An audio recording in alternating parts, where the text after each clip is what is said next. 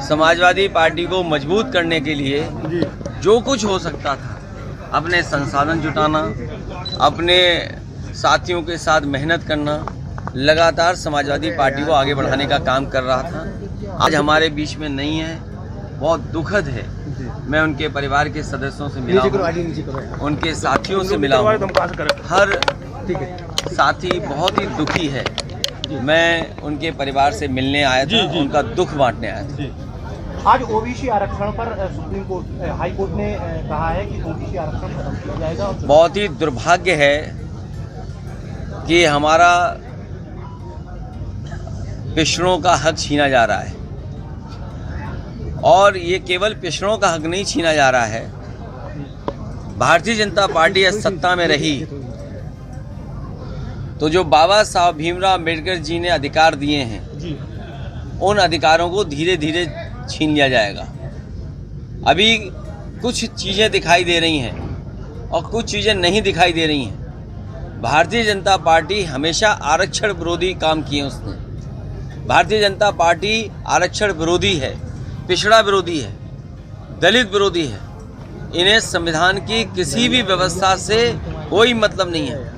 जो बाबा साहब भीमराव अम्बेडकर जी ने अधिकार दिए थे, उन अधिकारों को धीरे धीरे भारतीय जनता पार्टी छीनना चाहती है, और जितने भी उनमें पिछड़े नेता हैं वो सब मुंह बंद करके बैठे हुए हैं। भारत जोड़ो यात्रा में सभी को अरे जरूरी ये है कि ये जो आरक्षण खत्म हो रहा है, ये सब छीन लेगी भारतीय जनता पार्टी। राहुल जी ने न्योता दिया है आप लोगों को। अरे न्योता हम तुम्हारे सामने खड़े के न्योता हो तो बता दो, अगर तुम्हारी जेब में हो इन्विटेशन तो बता दो। आप उनकी भारत जोड़ो यात्रा की। अरे भाई मैं क्या कह रहा हूँ, आरक्षण बड़ा सवाल है। अरे भारत जोड़ो अपनी जगह है, आंदोलन हम उनके आह्वान से भावनात्मक हमारा जुड़ाव है, लेकिन हमें कोई इनविटेशन नहीं मिला है। अगर आपकी जेब में इनविटेशन हो तो हमें दिखा दो। अगर मिलता है तो फिर क्या तो आप जैसा मैं बोलूंगा नहीं। सबसे बड़ा महत्वपूर्ण मामला है कि आज आरक्षण पे हमला हुआ है। सरकार जानबूझ करके पिछड़ों का आरक्षण नहीं देना चाहती थी, वो सामने आ गया। अभी तक तो हम लोग नौकरी के लिए चिल्ला रहे थे कि नौकरियों में आरक्षण छीना जा रहा है। बाबा साहब भीमराव अम्बेडकर जी का जो सपना था, उस सपने को तोड़ रहे हैं। सब प्राइवेट कर रहे थे, कंपनियां एक एक करके बेच रहे थे। अगर सब सरकारी कंपनियां बिक जाएंगी, नौकरियां नहीं निकलेंगी, तो अंतर्गत आरक्षण खत्म। तो और यहाँ तो दिखाई दे गया, जो आरक्षण मिलना चाहिए था, अगर सरकार सही तरीके से पैरवी करती, सरकार सही तरीके से पक्ष रखती, तो आज पिछड़ों को आरक्षण मिलता।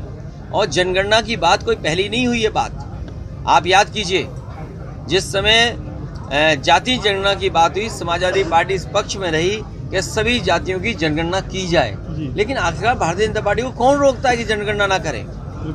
क्योंकि जनगणना करने से हर जाति को अपनी आबादी की जानकारी हो जाएगी। भारतीय जनता पार्टी कभी नहीं चाहेगी कि हर व्यक्ति अपने जाति के हिसाब से जानकारी कर ले कि वो आबादी में किस संख्या में है।